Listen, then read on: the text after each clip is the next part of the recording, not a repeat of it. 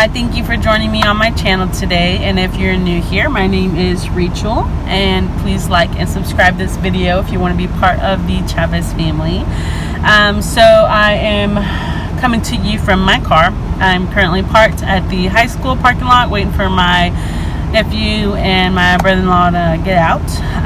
But I wanted to come here and do a little bit of a sit-down video with you guys, and I want to talk to you about talking about the birds and the bees to your children. So, like I said, if you're new here, I have a daughter. Her name is Dalia. She's 10. She turned 10 August 5th of this year. And I actually decided to talk to her about the birds and the bees when she was 9. I actually talked to her, I think it was in March or April of this year. And the only reason I started to talk about it is because she had mentioned that one of her friends at school started their periods. And she said her friend told her a little bit about it and stuff. And I kind of wanted to talk to her myself because I didn't want her to get any false, not really false information, but just, I guess you could say false information, or just not enough information to where she was either scared or confused and not understand, you know, what's going on herself when it happens to her. So if you don't know, I am a medical assistant. I'm temporarily retired right now, since I'm staying home because of the twins. And so I decided, I'm backtracking. Anyway, so I decided to talk to her about puberty and her period. Now, I want to know, you know, what do you feel is the appropriate age to talk about your kids when it comes to puberty and periods, and you know, about the birds and the bees? Like, when do you feel is the appropriate time to talk to your child about it? Because I was struggling with it. I wasn't really wanting to talk to her about it for a while, because for me, excuse me, for me, baby throw up, maybe, I don't know. Mom life. Anyways, for me, I felt like if I talked to her about puberty and the birds and the bees and periods and stuff like that, I felt like she wasn't no longer like a baby. She was no longer my baby, my tiny child. She was gonna be, I was gonna see her as a grown child, if you know what I mean. And it was a little struggle for me, and it was hard, but I did sit down with her one day and we decided to talk about it. So first we did talk about her period and when it comes to puberty. So I did sit down with her and we did talk about puberty and you know, getting periods and why she gets periods and stuff like that.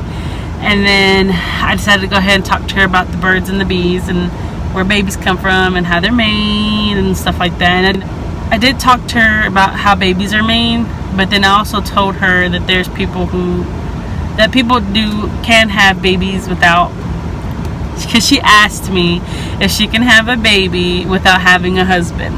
And I did tell her, yes, there's ways nowadays that she can have a child without having a husband involved. And I don't know why she asked me that, but she asked me that. And then you know, we talked about a lot of different things.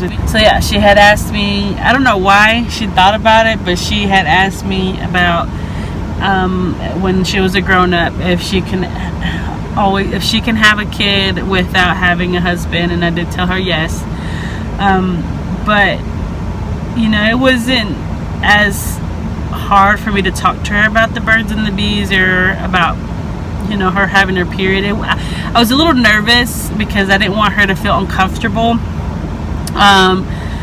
when I was talking to her about it, but she said she was fine when we were talking, you know. And I really liked that I got to sit down and talk to her about this kind of stuff, because when I was growing up in a Hispanic household, like, that wasn't something that was ever discussed or talked about in the house.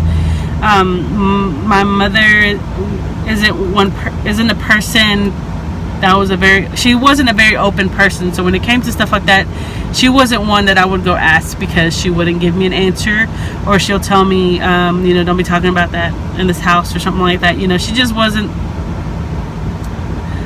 the best mother to go to when it came to stuff like that. So that's why I always told myself whenever I had kids that I would never do that with my children, and then I'd be very open with them and I would talk to them about stuff like this.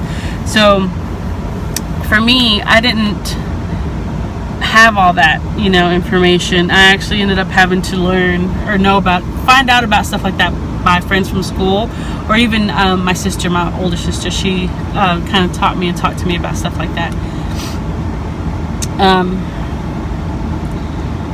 So I think I was like 12 or 13 when I started my period, and my daughter still has not started her period, but I know sooner or later it's gonna happen. So, but I kind of just wanted to sit down and talk to you guys and see what y'all thought in regards to when did you feel it was appropriate to talk about the birds and the bees and about them going through puberty with your own kids.